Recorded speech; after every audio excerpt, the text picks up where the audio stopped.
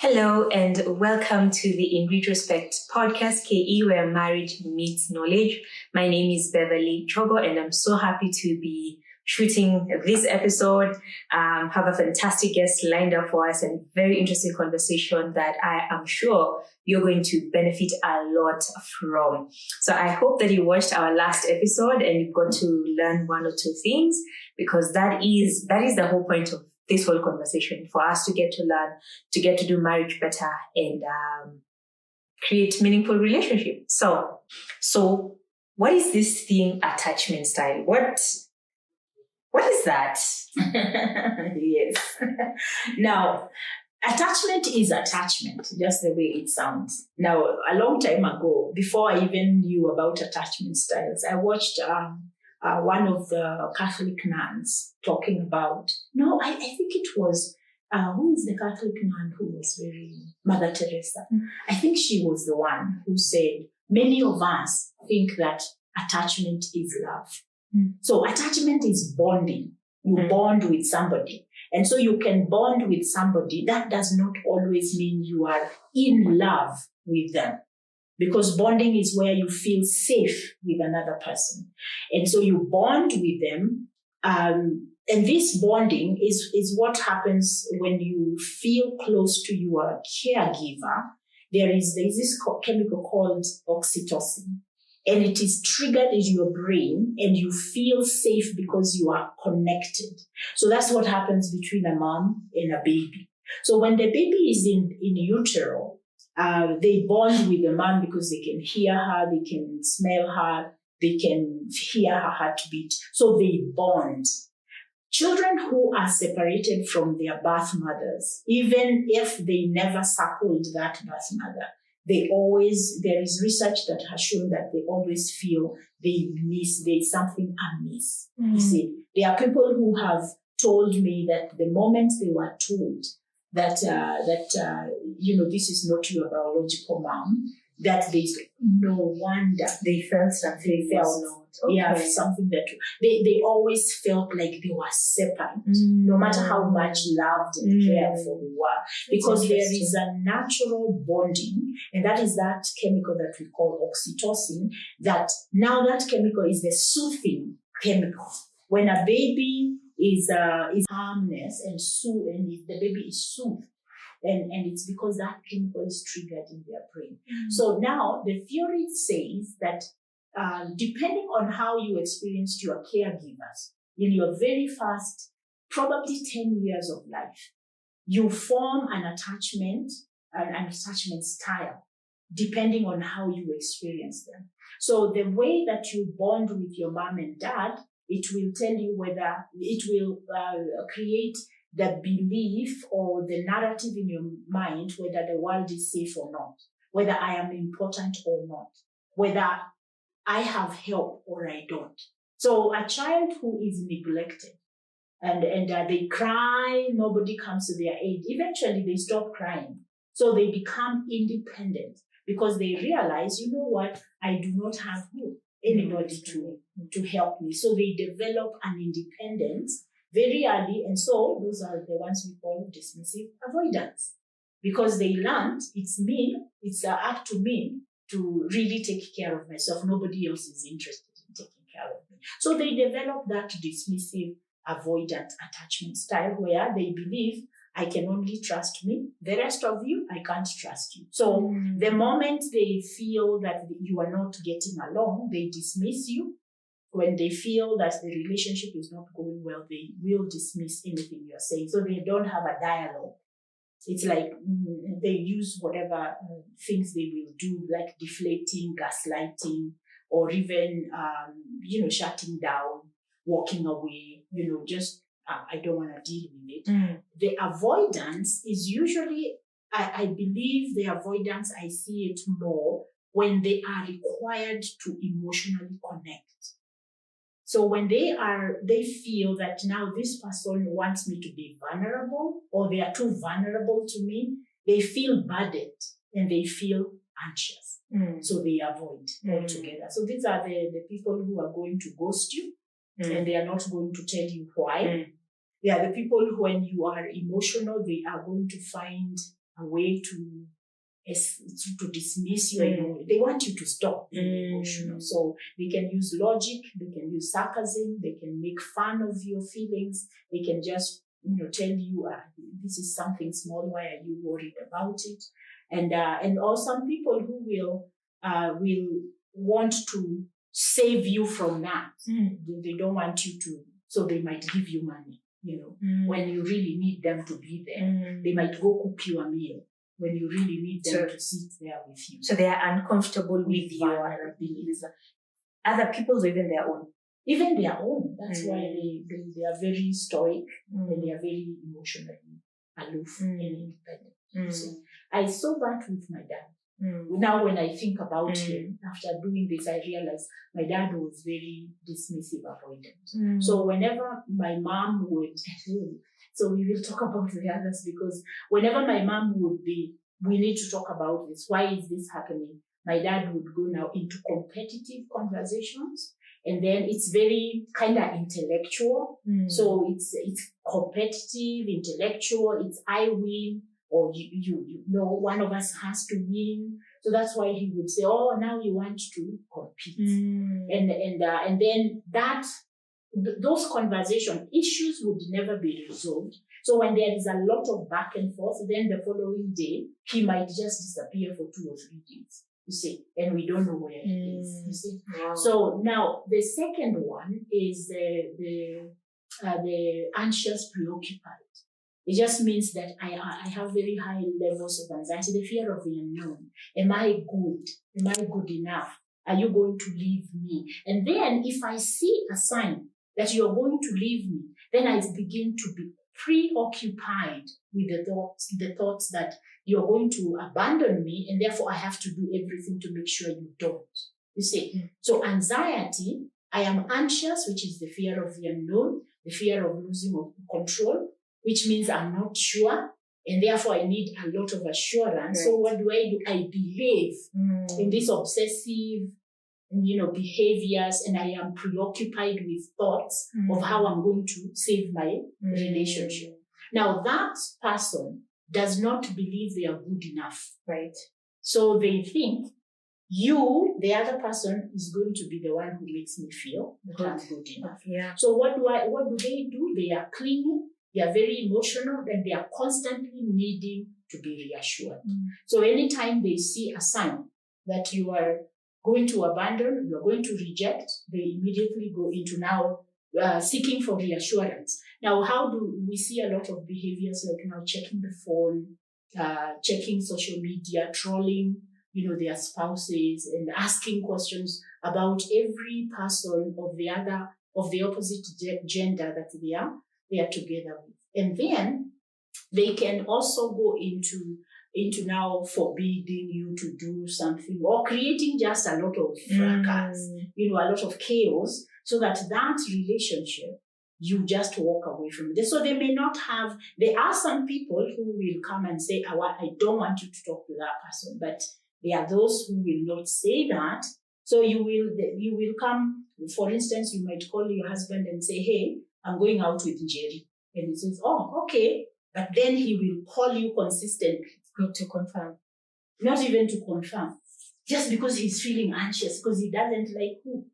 Jerry. Jerry is too close to you, and you are taking away time from him. Okay. And the fear is, you might like Jerry more than you like him. And you see, Jerry is not, it's not like you are romantically involved with her, but there is that feeling, if you bond with somebody else, you might find him irrelevant. It's taking away. Yes. Bonding with somebody else is taking away from our Exactly. And we see that even with sibling rivalry. When a new baby comes into the home, and then the older child begins to be very clingy on the mom. And to the extent of, we have had older toddlers who will punish the baby for being in his family. Yeah. And so even the idea of helping individuals like that understand that I have a big heart to love all of you. Right. But then, we have parents who who do that divide. And they also show favoritism. Yes, favoritism. And so the person who has that kind of attachment may have learned it from their own watching their parents, because maybe mom was very preoccupied with the fear of dad abandoning her, you see, or abandoning them, or dad is not offering that emotional support and emotional safety for his wife. And so his wife is very anxious, and therefore that anxiety is going to be felt by the children. Okay. So whenever the children are, wanting to do this, those are the parents who don't want their children to go anywhere, do anything without strict, very strict supervision, So, and then the extremes are, those who say, kwa sababu mtaenda kukunywa anyway, you invite your friends, I'll buy you beer in my house. Okay. Because she's trying to protect. Right. But you see, that doesn't look like an attachment issue. It doesn't look like it, but it is what it is. Okay. Because this individual, if you look back in their childhood, you will see either they were raised like that, or they were really neglected. When it comes to anxious and preoccupied, those are people who are neglected by their family as well. Okay. You remember the dismissive avoidance? Yes. There was neglect.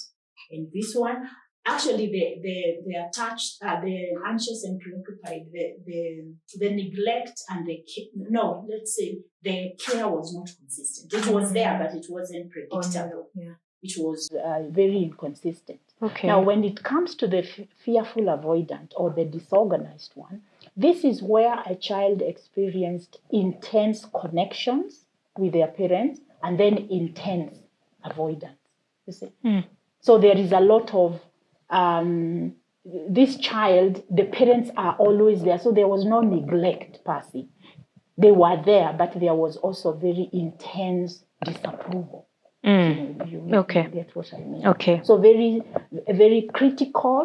I am in your life, but I'm very critical. So this child is growing up being connected to their parents, but being very afraid of them at the same time. You see? So we know the people who they hear dad at the gate and they all scatter. Yeah. In fact, I remember a lady I had many years ago, and she said their dad asked them, there were 3 girls, and their dad asked them, how come every time I come home, you all turn off the lights? You guys think I don't see? Because they will be sitting in the living room watching a movie, and dad enters. They hear the gate, and they turn off the light in the living room, and everybody goes to bed. So he had watched it. But that's actually a good dad.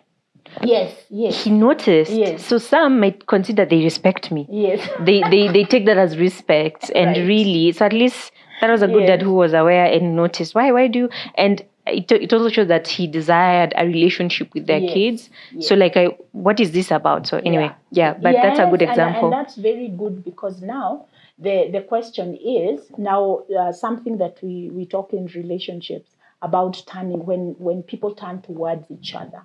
How do you receive that? And so if you are in an insecure space in your attachment style, you are going to be kind of, you're not very sure. You see? So when dad asks that, you think he wants to punish. All right. Dad would be asking. So we might all look down and then we walk away. That is secure. No. Oh. I'm saying now, dad has noticed, like the way you say this is a good dad. So when we talk about turning towards, when people make bids for connection, that's dad making a bid for connection. But the children cannot trust him. Right. Because there is a reason why they turn off the lights and go to bed. They are trying to avoid something. So when he makes that bid, that child is not sure what he wants. They are not sure whether he's asking so he can punish or whether he's asking so he can connect. You see? So that child, what are they going to do? They are either going to look down, not say anything, and then the dad will say, okay, sawa, and then mkalala. Okay. Because again, the dad does not have the skill set to be able to go on with that conversation and make them comfortable to come and sit and they have a conversation. Okay. He's just making an observation, but he doesn't know where to take it after that. Yeah. You see, Hakuna conclusion. So that is now a problem of effective communication. Right. Because he communicated, but the communication is not effective because there is no goal. Right. There is no, what we might say, there is no transformation or there is no connection. Okay. Yeah. So that's fearful avoidance. Let's talk about the secure secure attachment. I would say that there are very few people who will have a secure attachment based on experiencing security, emotional security at home. I actually wanted to ask you from your experience, you can answer later. Where do you see most people? Where are most people in that category? But answer first, describe the secure. So the secure is the person who trusts themselves and they trust everybody else. So they have what we might call healthy trust. They have a healthy view of themselves and a healthy view of the world. Now, the dismissive avoidant views himself as the better person, and everybody else doesn't know what they are doing. So you can imagine how that spectrum. The anxious preoccupied does not believe they are good. They don't trust themselves. They trust people outside of themselves, and they need them. Then the fearful and avoidant, they don't trust themselves, neither do they trust anybody else. So now when we come to the secure person trusts themselves, and they also trust people appropriately. Now, this is how it looks like. That does not mean that they go around trusting everybody. No, they are very, what we might call socially intelligent. They know that people are not trustworthy all the time.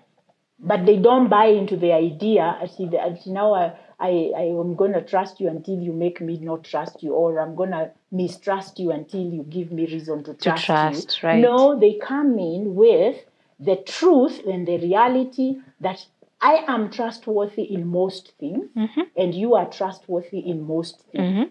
You can let me down, and I can let you down. So we are not living in black and white. We are living in the gray area. This securely attached person also believes that no matter what comes into the relationship, we have the resources to handle it. Right. So I don't have to go into hiding, now passively walking away, freezing, or even being passive aggressive or being aggressive. I don't have to do that. All I need to do is to connect with you on that level of adult space. So I'm not instructing you, questioning you, interrogating you. No. I am making a conversation about what I'm observing, how I am feeling, and I am inquiring from you where you are. So I'm not making assumptions. I am able to trust myself that I have the skills to handle any conflict that comes. Right. How does the parenting for that look like? Now, parenting for that, it will look like, for most parts, the parent is doing the affirmation and the discipline together. The Bible says, train a child in the way that they should go, and when they are grown, they won't depart. We never think you can train your child to be insecure. Oh, good point. Because the way you treat them, the way you are with them, because your children do not know how to be in the world except the way you introduce them to the world. So the parent who is going to encourage and create that context or that environment of security is the parent who is going to not be shy to allow the child to have some control. Okay. So they are not constantly saying, you can't do that, no, you won't do that because I said so. They are affirming even the decision making of the child. They are saying, I hear you, this is what you need, and I respect that. However, I want you to know this is what I am thinking as your parent. This is, conversation like, yes, I hear you. I know this is very important to you. I know all your friends are doing it. However, in our home, because of these issues of safety, we won't be able to do that. How many people have parents like those? Were your parents like that? but for the most part, if the parent, that means the parent is secure as a parent. I am doing a class this month on shame in parenting, or healing from parenting shame, where me as a parent, I'm feeling I'm not good enough as a parent, and I'm constantly parenting my children from a defense attack mode. Right. Good. But the parent who is secure, they are going to foster security in their children because emotionally they are not afraid to be vulnerable, and they are not afraid of the vulnerability of their children either. And that is what secure attachment style is. Wow. Is that I believe, I have confidence that no matter what happens, I can and I will be able to handle it. There is no fear of the unknown, you see. Wow. Good. Very interesting. Absolutely. So when I work with my clients who come in and they will have the fear of the unknown about their relationship, then what I say, let's look at what you are predicting is going to happen. What's the worst case scenario? And so we have the worst case scenario, we have the best case scenario, which nobody ever looks at. We only look at the worst. And you, good point there, because when you're being raised by two parents, yes, right? So one could be showing you love. Yes. One could be showing you love, trusting you, vulnerable, all of those things. And then there's another parent who is insecure. Right? Like, for example, the example you gave of your parents, like you've mentioned about your father a lot. Why do we have a tendency to go towards the negative? Yeah, why is that? Normally, if you think about our memory, our memory is not just concrete events.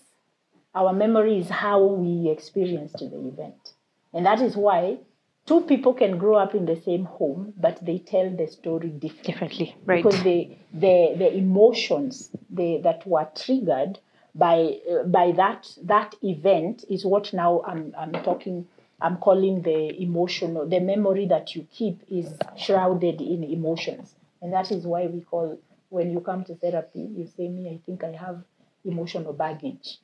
Why? It's because events happened and you felt what you felt. The intensity of what you felt is what you remember. So if my father used, like right now, I can tell you, there were times when my father used to ride a bicycle. I do have a memory of my father, me being in the back and my sister being in the front. That's a good memory. But do you hear me talking about it? Well, yeah, good point. Right. Now, the memory that I have of my father that I talk a lot about is watching him read the Bible and do TEE, Theological Education by Extension. They used to do correspondence courses. And it's because I was very interested in reading when I was very small. My mother tells me, I used to take their Bible and read when I was very small. So that memory is a very fond memory. Right. Okay. But to answer your question, we remember the memories that triggered intense emotions in us. And we forget the ones which traumatized us. We don't want to remember them. And so many of us can suppress some memories because when those things were happening, during those years, there was a lot of survival mode that all our brain could do is to make sure that we are surviving from day to day. So we are talking about shelter. We are talking about just the basic needs. Right. You will find people who were growing up with a lot of lack. They may not remember some details of their lives because their brain was focused on survival. Yeah. Right. Okay. Yeah.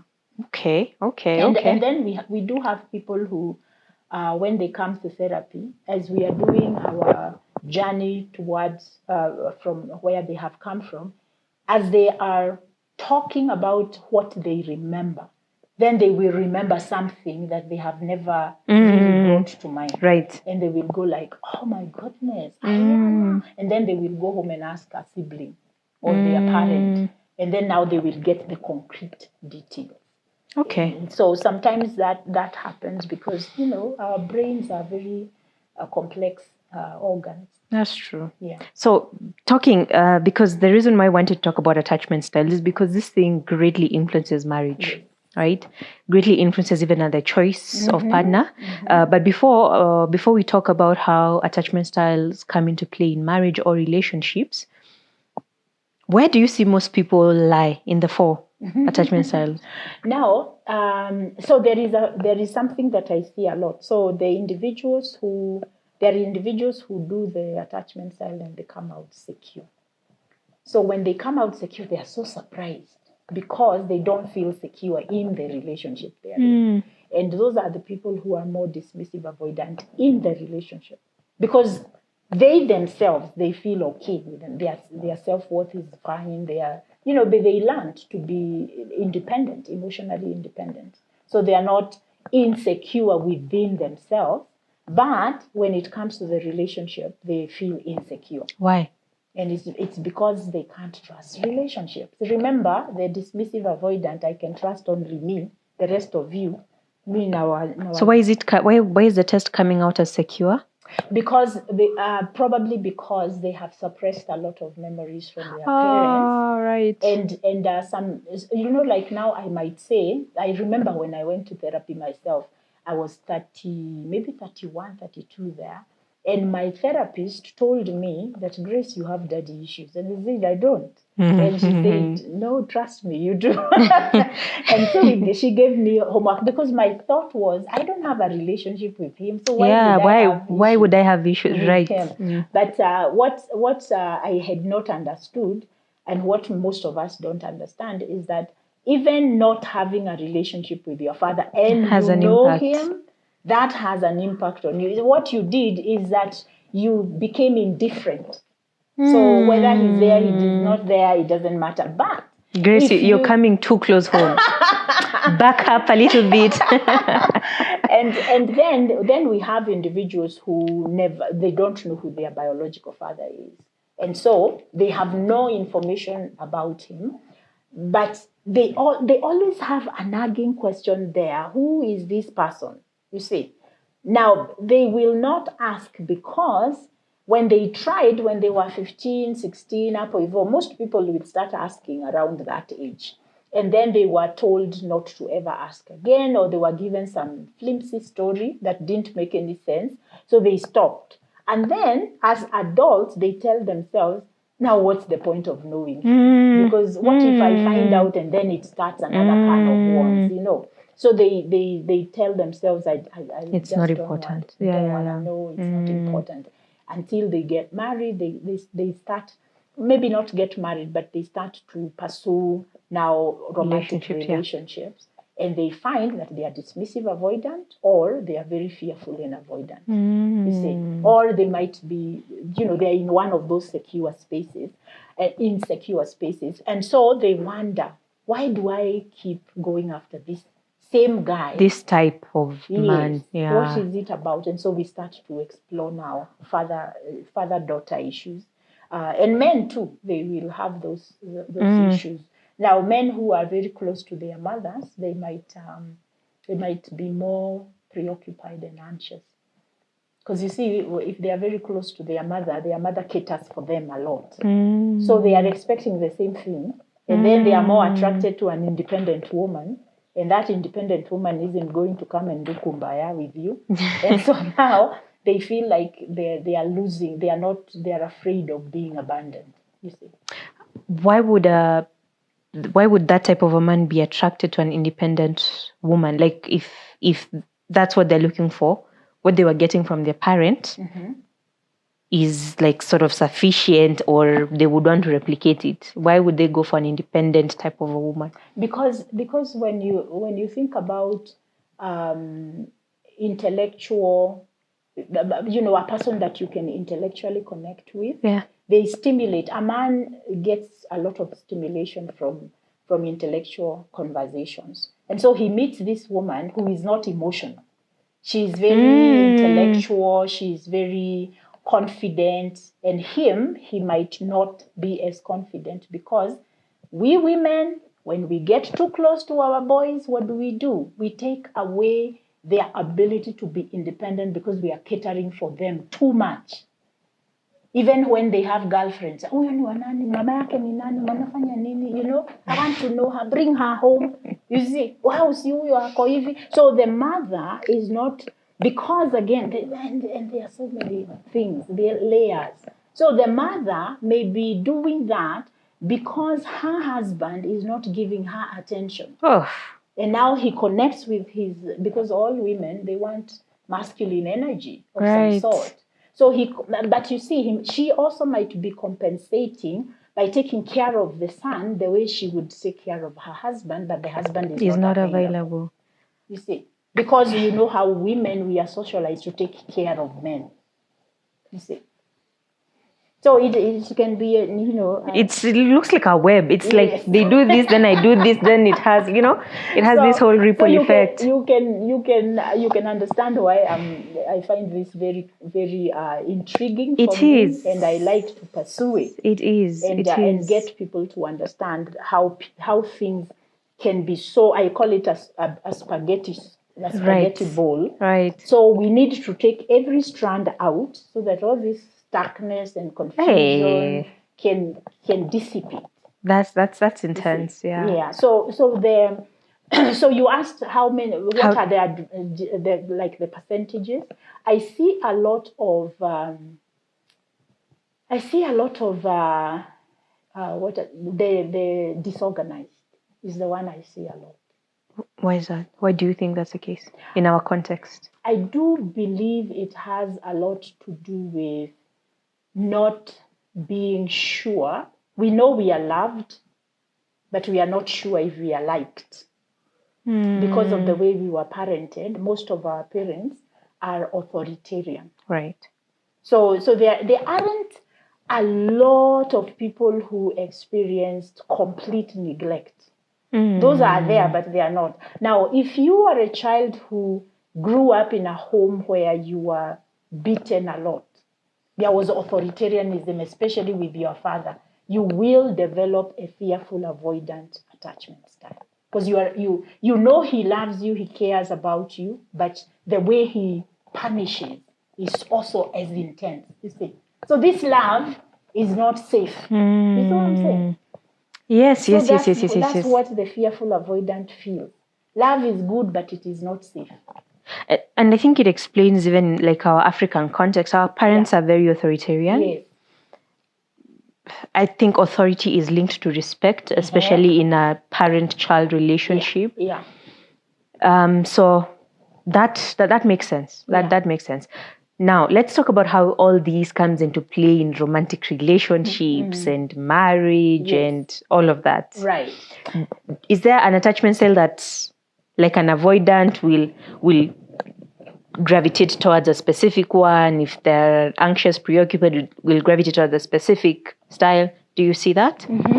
Now, so let's look at it this way. And before I do that, let me do a disclaimer. Right. Our viewers, I am not demonizing our parents. Not at all. Yeah. Our parents are human. Right. And they did the best they knew how to. Now, neurobiology tells us the intentions of people, they do not equal health. So they didn't intend to hurt you. That doesn't mean you didn't get hurt. Right. You see. So when you went to your mother and you told your mother that the house girl is touching you inappropriately, young man, and mom got confused, and then she told the house girl to leave, and nobody ever talked to you about it. Right.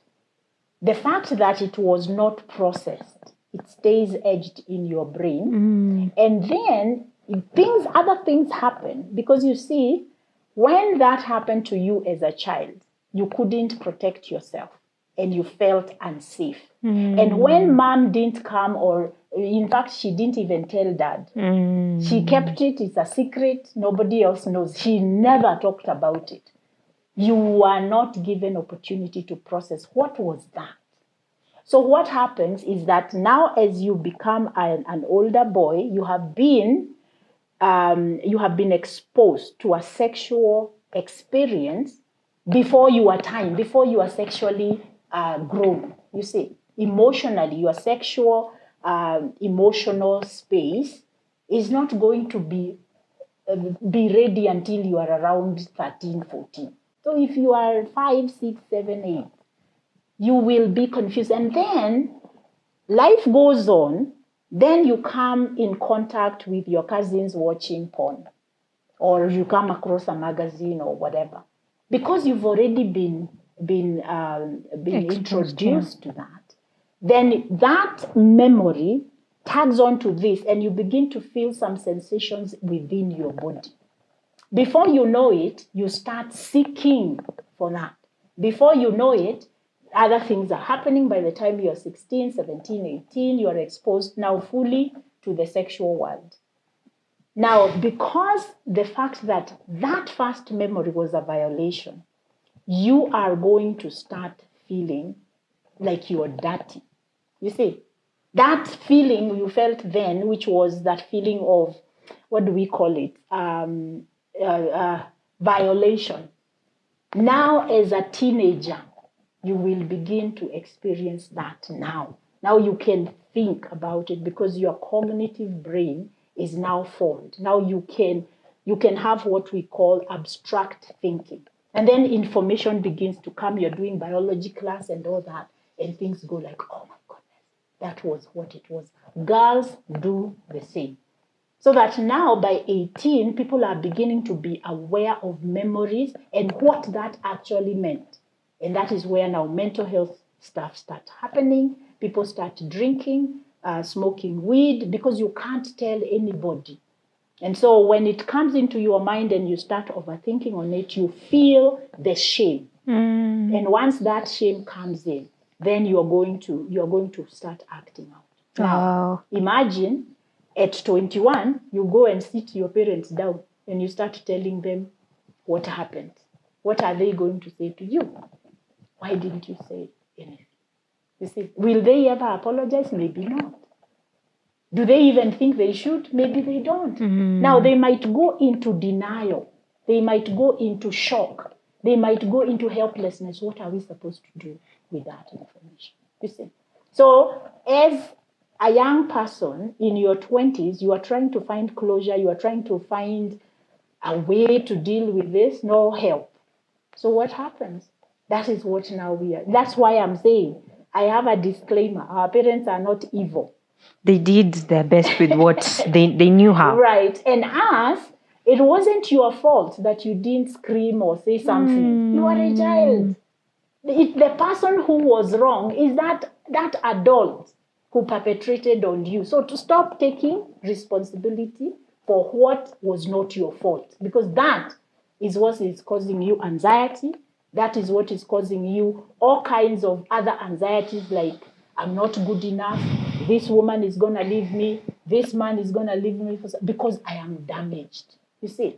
And we need to say, no, you are not damaged, and it wasn't your fault. It was an experience. And it is worth going to therapy for, because you need to give it a voice so that you can resolve it. What you don't acknowledge, you can't resolve. So every time you get triggered, you remember it, and then you shut it down. It stays as a trauma. And you will not. So now you are finding that you cannot be vulnerable in your relationships. And then some of us, we bond and we are so longing for somebody who will see us so that we can express. That's why we are looking for marriage, because we want to be known and we want to be seen. So we go and I come and I tell you all my gory stories of what I went through. And on a day that we are fighting, you will throw it back on my face. That's it. Now I'm done. I can't even trust you anymore. You see? So we have, and this is the thing that I'm seeing a lot, that even in marriage, as we are looking to recreate the bonds and the belonging, the sense of belonging that we long for, that marriage space can also be a trigger to us continuing to stay insecure. Because our partners, if they are insecure, they don't understand that I cannot take your vulnerable sharing. That's a gift. When Beverly, when I come and I tell you a story that is very sensitive and being vulnerable to you, please, that's my present Honor to it. you. Protect it with all your being, and especially if I am your life partner. Never use it against me. Because if you do that, I will tell you what, you stop being a safe person to me. And I will create a wall. You can try cut it down, But it won't come down. Because you have just become another person that is not safe for me to be vulnerable to. So forget me being open to you. Because I have to protect myself. You see what I'm saying? That's how people... Wow.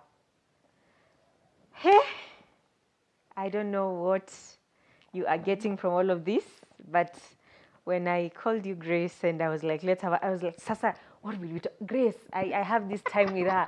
What will we talk about to make the most out of it? And it's so intense, so good. I want us to take a pause here, and then we are going to talk about how this comes into play in our marriage when we are fighting, when we're having conflict. How does all these attachments come into play? So let's take a water break, and then we are going to come back. Yeah.